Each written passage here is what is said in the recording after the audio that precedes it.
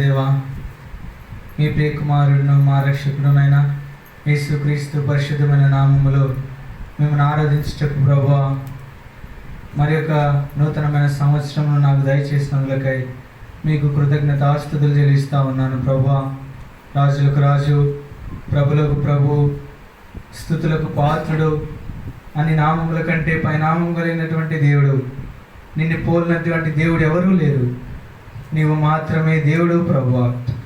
అటువంటి గొప్ప దేవుడు, భయంకరుడైనటువంటి దేవుడు ప్రభువా, సమాధానకర్త అయినటువంటి దేవుడు, నాకు దేవుడుగా ఉన్నందులకై స్తుతిస్తూ ఉన్నాను ప్రభువా.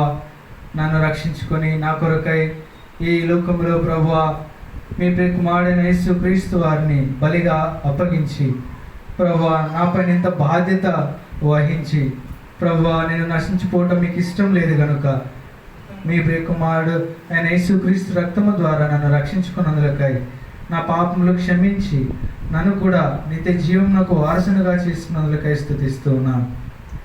ఇంత బాధ్యత నా పట్ల వహించినందులకు నేనేం అర్పించగలను ప్రభువా. 32 సంవత్సరములు కాపాడి 33వ సంవత్సరాన్ని కీర్తన 65:11 ప్రకారం సంవత్సరాన్ని దయాకిరీటంగా ధరింపజేసినందులకై మీకు కృతజ్ఞతాస్తుతులు చెల్లిస్తూ ఉన్నాను ప్రభువా. మీకే వందనములు. అంతేకాకుండా ఈ సంవత్సరం నాకు ఇచ్చిన వాగ్దానమును బట్టి మిమ్మల్ని స్తుతిస్తూ ఉన్నాను. నీ మార్గంలో నీవు సురక్షితముగా నడిచేదవు, సామెతలు 3:23. అంతేకాకుండా తైవాన్ విషయమై ప్రభు ముందుగానే నాతో మాట్లాడినందులకై స్తుతిస్తూ ఉన్నాను. నిర్గమకాండం 23:20 ప్రకారం నేను నీ కొరకు సిద్ధపరిచి ఉన్న ప్రదేశంలో నేను నిన్ను రప్పించుటకు నీకు ముందుగా నా దూతను పంపుచున్నాను. ప్రభువా, ఇంత గొప్ప దేవుడు తండ్రి, వాగ్దానం చేసిన దేవుడు, నమ్మదగిన దేవుడు. అబ్రహాము తండ్రి విశ్వాసంను బట్టి నమ్ముతూ వచ్చినాడు, అది అతనికి నీతిగా ఎంచబడింది. ప్రభువా, నేను కూడా విశ్వాసంతో నమ్మినాను, నాకు కూడా దాన్ని నీతిగా చేసి నా పట్ల ఆ వాగ్దానమును పరిపూర్ణముగా నెరవేర్చినందులకై స్తుతిస్తూ ఉన్నాను. ఎంత మాత్రం యోగ్యుని కాదు, ఎంత మాత్రం అర్హుణ్ణి కాదు, అయినప్పటికీ ప్రభువా మీ అమూల్యమైనటువంటి కృప చేత, మీ అమూల్యమైనటువంటి హస్తముల చేత ప్రభువా నన్ను భద్రపరిచి ప్రతి అపాయము నుండి, ప్రతి కీడు నుండి తప్పించి ప్రభువా ఎవరు ఎరుగని ప్రదేశమునకు నన్ను తీసుకుని వెళ్ళి మీ పరిశుద్ధమైన సహవాసం నాకు అనుగ్రహించి పరిశుద్ధమైన మందిరమును, పరిశుద్ధమైన కుటుంబము నాకు దయచేసినందుకై స్తుతిస్తూ ఉన్నాను. ఎంత గొప్ప దేవుడు ప్రభువా. ఇన్ని మేలు, ఇన్ని ఉపకారములు నా పట్ల జరిగించినటువంటి నా ప్రభువుకు నేనేం అర్పించగలను? ఆత్మీయముగా నన్ను బలపరుస్తూ దినదినము మీకు అతి సమీపముగా చేరుస్తున్నందుకై స్తుతిస్తూ ఇన్ని మేలు, ఇన్ని ఉపకారములు చేసినటువంటి నా ప్రభువుకు నేనేం అర్పించలేక మీరు ఇచ్చిన రక్షణ పాత్రను చేతపట్టుకొని నా హృదయపూర్వకమైన స్తుతి ఆరాధన నా కొరకు తను అప్పగించుకున్న యేసుక్రీస్తు నామములో అర్పించి ఆరాధిస్తూ ఉన్నాను తండ్రి. ఆమేన్.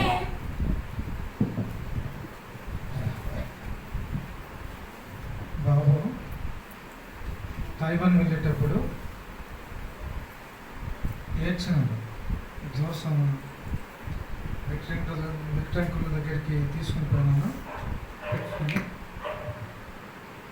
ఆ సందర్భంలో ఎంతో ఏడ్చినాడు. మరి నేను వస్తానా అనుకో అన్నాను. వస్తావమ్మా, నువ్వు క్షేమంగా వస్తావు అని చెప్పినాను. అంటే ఎప్పుడు పోలేదు కదా, అది విదేశం. విమానాశ్రయంలో హైదరాబాద్లో మాతో కూడా ఇచ్చినాం. మరి 3 నెలలు క్షేమంగా దేవుడు ఆశ్రయించాడు. ఆ విషయాల్లో ఒక 5 నిమిషాలు చెప్తాడు బాబు.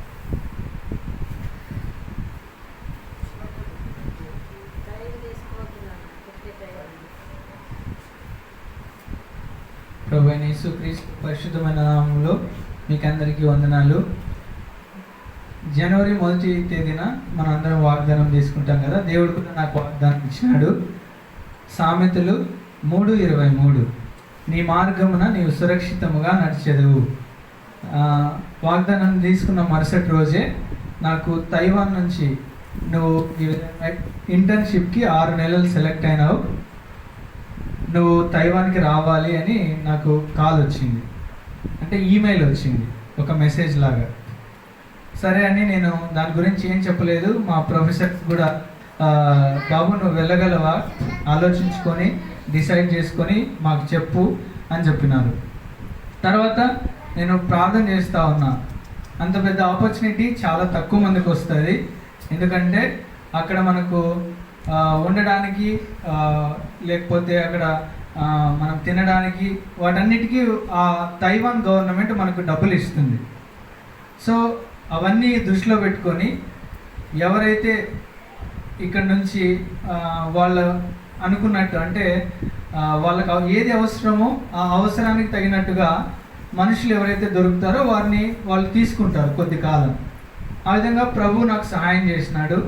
నేను ఆ ఫీల్డ్లో చాలా కొత్త, నాకు ఆ ఫీల్డ్ గురించి ఏం తెలియదు. అయినప్పటికీ ప్రభు నాకు అవకాశం ఇచ్చినాడు. ప్రార్థన చేసుకుంటున్నా, 10 రోజులైంది, ఇంకా దేవుడు సమాధానం ఇవ్వలేదు. ఏం ప్రభు ఇంకా ఆన్సర్ ఇవ్వలేదని ప్రార్థన చేసుకుంటున్నా. మళ్ళా ఇంకా 3 రోజులు గడిచిపోయినాయి, 2 వారాలు గడిచిపోయింది. ప్రార్థన చేసుకుంటున్నా, నాకు ఇంకా సమాధానం రాలేదు. ఒక 15 అంటే 2 వారాల తర్వాత మరుసటి రోజు 15వ రోజు డైలీ పోర్షన్ చదువుకుంటున్నా. నిర్గమకాండం 23వ అధ్యాయం 20వ వచనం ద్వారా నాతో ప్రభు మాట్లాడినాడు స్పష్టంగా. నీ కొరకు నేను ఒక ప్రదేశాన్ని సిద్ధపరిచిన, అక్కడికి నిన్ను రప్పించుటకు నా దూతని నీకు ముందుగా పంపుచున్నాను అనే వాక్యాన్ని దేవుడు స్పష్టంగా నాతో మాట్లాడినాడు. ఆ వాక్యంను ఆధారం చేసుకుని ప్రార్థన చేసుకున్నా, సమాధానం వచ్చింది. అదే రోజు నేను విజయవాడలో ఉన్నాను. ఆ ఇంటి ఓనర్స్, నేను రెంట్ తీసుకున్న ఒక రూము, ఆ ఇంటి ఓనర్స్తో చెప్పిన 6 నెలలు నేను రాను, నాకు మీ ఇల్లు ఇంకెవరికైనా నేను ఒక అబ్బాయిని పెట్టిపోతాను, ఎందుకంటే నేను సడన్గా పోవడం వల్ల మీరు కూడా నష్టపోకూడదని ఇంకొక అబ్బాయిని కూడా మాట్లాడి ఆ రోజే మా ప్రొఫెసర్స్కి కూడా చెప్పిన, సార్ నేను వెళ్తాను, నాకు దేవుడు సమాధానం ఇచ్చినాడని మా ప్రొఫెసర్స్తో కూడా చెప్పిన. సరే అని వాళ్ళు కూడా ఓకే చెప్పినారు. తర్వాత ప్రొసీడింగ్స్ అన్నీ ఇంకా వాటి గురించి స్టార్ట్ చేసిన. తర్వాత అందరితో ప్రార్థన చేయించుకున్నా, దేవుని మీద ఆధారపడినా.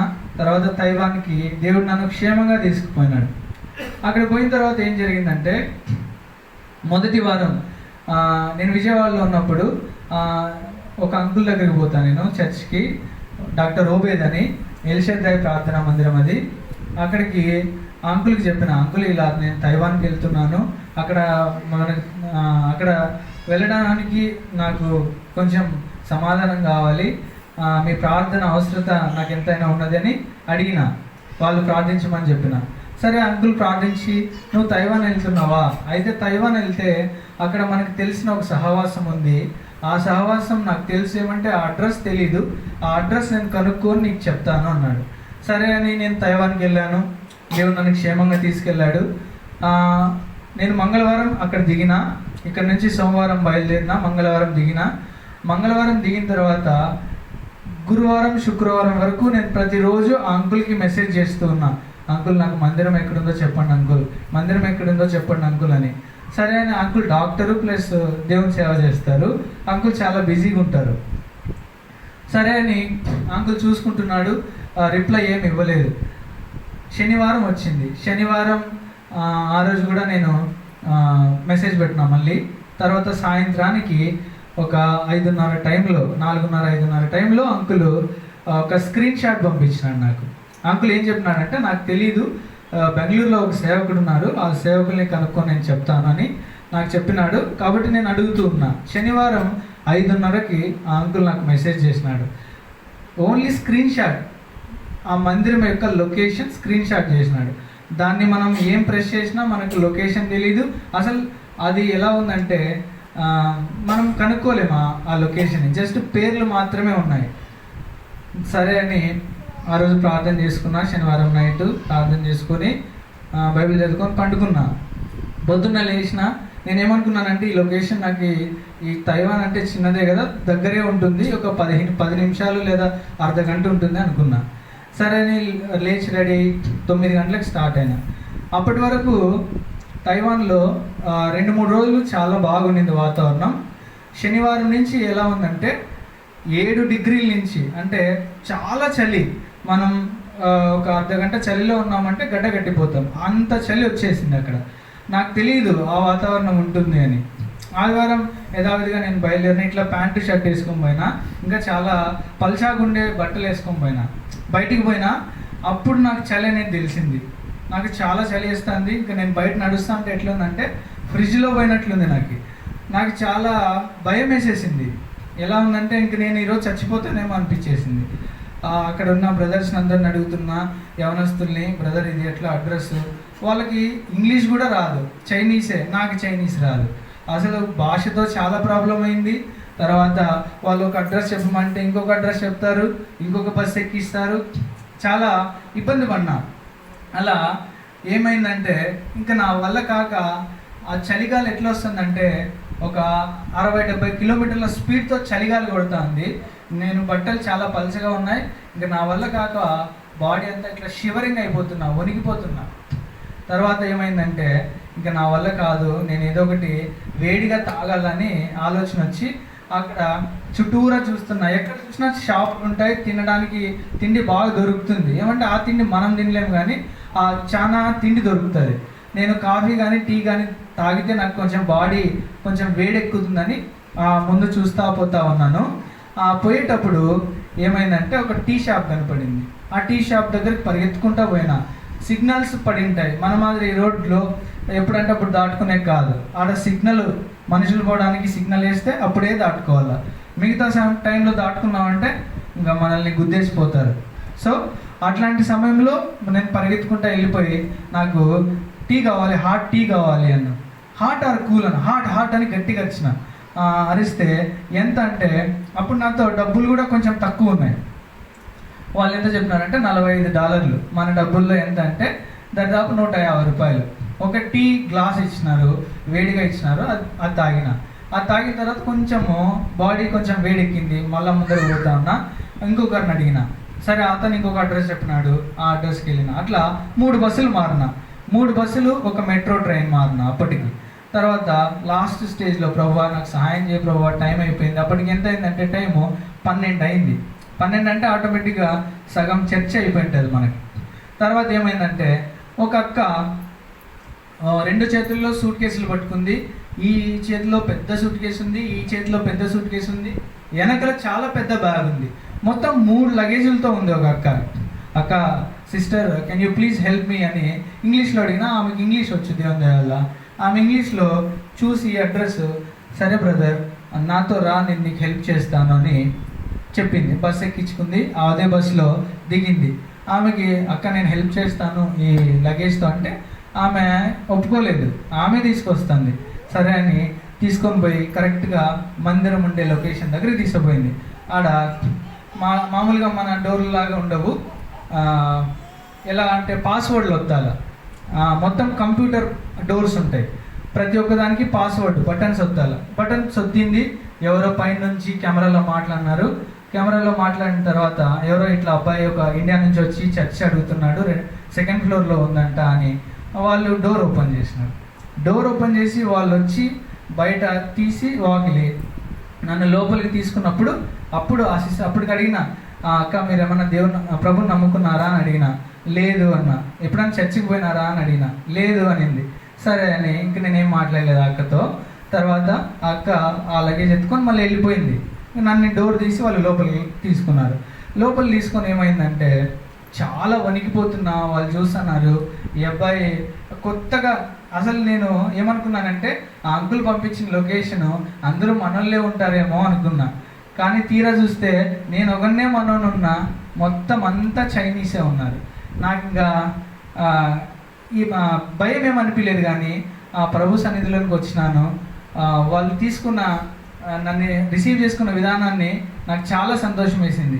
సొంత పిల్లోళ్ళలాగా లోపలికి తీసుకొని ఫుడ్ పెట్టినారు. కొంచెం వేడివేడిగా ఫుడ్ పెట్టి తర్వాత ఏమైందంటే చలికి వణికిపోతా అంటే వాళ్ళది ఒకటి దుప్పట్లాగా మఫ్లర్ ఉంటుంది, అది తీసి నాకు చుట్టినారు.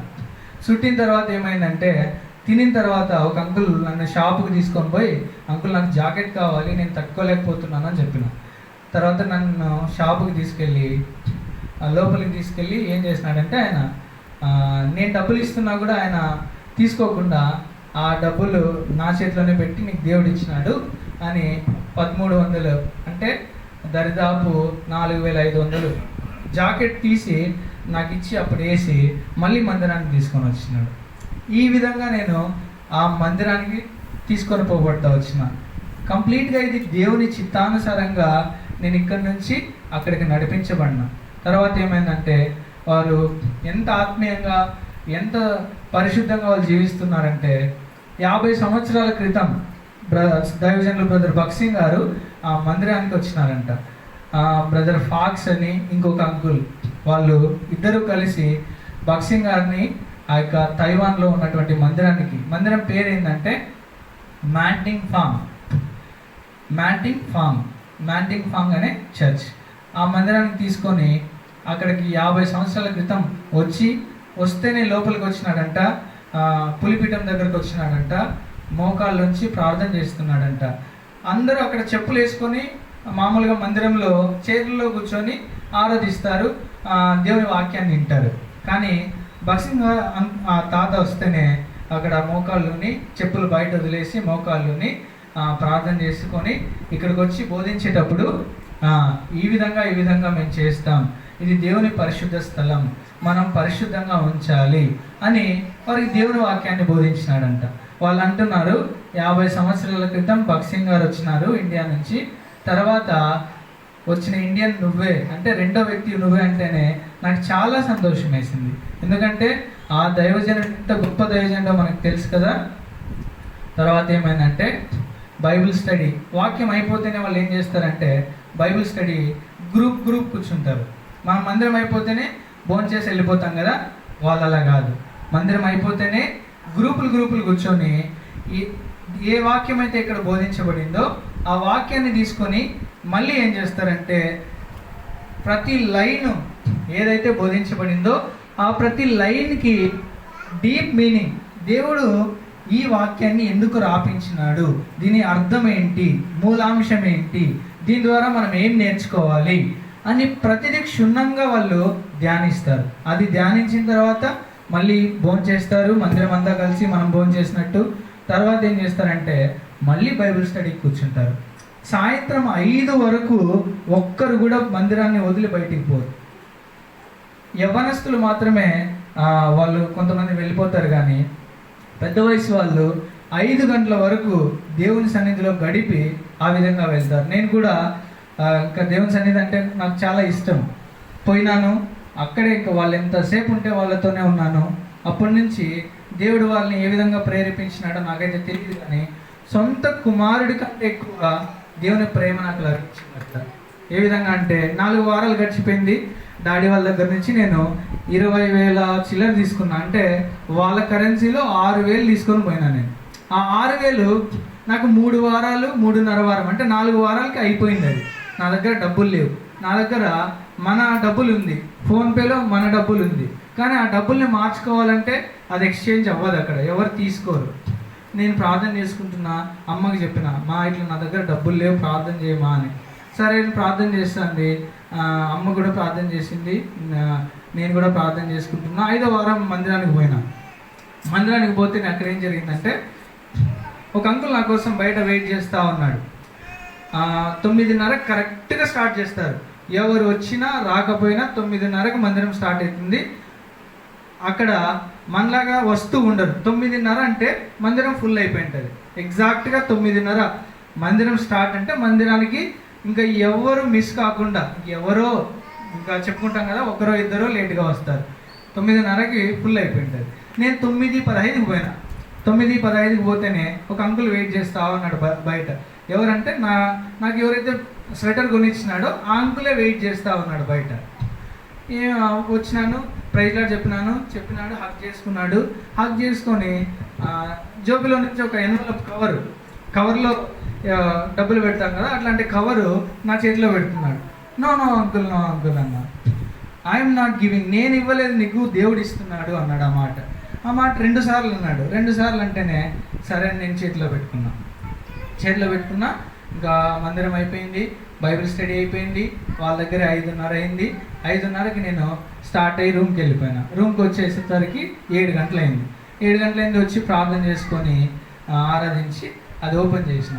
ఓపెన్ చేస్తే దాంట్లో ఎంత ఉందంటే $6,000 ఉంది. $6,000 అంటే మన కరెన్సీలో 18,000. 18,000 ఉంది. మళ్ళీ ఏమైందంటే ఒక వారం కాక ఇంకొక వారం, 8వ వారం సేమ్ అలానే నాకు దేవుడు 2,000 ఇచ్చినాడు. తర్వాత ఏమైందంటే ఉన్నట్టుండి నాకు బాగాలేకుండా అయిపోయింది. మరి అది నా లైఫ్లో ఎప్పుడూ నాకు అట్లా అనిపించలే. ఎలా అనిపించిందంటే బాడీ అంతా ఎనర్జీ కోల్పోయినట్టు, ఏదో నంబునెస్ ఉన్నట్టు, చాలా అంటే అన్కంఫర్టబుల్గా ఫీల్ అవుతున్నా. నాకు ఎలా అనిపిస్తుంది అంటే భయం వేస్తూ ఉంది, ఏమైపోతుందో అని. ఏం చేసినానంటే 2 రోజులు వెయిట్ చేసిన. ఇంకా ఆ ఎనర్జీ లేని ఆ యొక్క విధానం నాలో నుంచి బయటకు పోలే. సరే అని ప్రార్థన చేసుకుని ఒక తెలుగు అబ్బాయి అప్పుడే మన రూమ్లోకి వచ్చినాడు. ఆ అబ్బాయిని అడిగి, బాబు మనం హాస్పిటల్కి పోదామా అని అడిగి, హాస్పిటల్కి పోదామా అంటే సరే అన్న పోదామని ఆ అబ్బాయి హాస్పిటల్ తీసుకొని వెళ్ళాడు. హాస్పిటల్ తీసుకొని పోతే వాళ్ళు ఏం చేసినారంటే మొత్తం నేను చెప్పిన దాన్ని బట్టి మొత్తం హోల్ బాడీ చెకప్ చేసినారు. బ్రెయిన్ సిటీ చేసినారు, హార్ట్ సిటీ, చెస్ట్ స్కాన్ చేసినారు, ఎక్స్రే చేసినారు, బ్లడ్ టెస్ట్లు చేసినారు, ఇంకా హోల్ బాడీ చెకప్ చేసినారు. తర్వాత సెలైన్ బాటిల్ ఎక్కించిన తర్వాత 1 గంటన్నర కూర్చున్నాం. బ్లడ్ టెస్ట్లు, అన్ని టెస్టులు రిపోర్ట్లు వెంటనే వచ్చేసినాయి. అన్నీ నార్మల్ అని వచ్చినాయి. సరే నార్మల్ అని వచ్చినాయి. సెలైన్లు ఎక్కించినారు. ఇంకా సెలైన్లు ఎక్కిస్తే నాకు నార్మల్గా ఉంది, ఎనర్జీ వచ్చేసింది. బిల్ కౌంటర్ దగ్గర ఉన్నాం. బిల్ కౌంటర్ దగ్గర పోతే బిల్ ఎంత అయింది తెలుసా? 8,000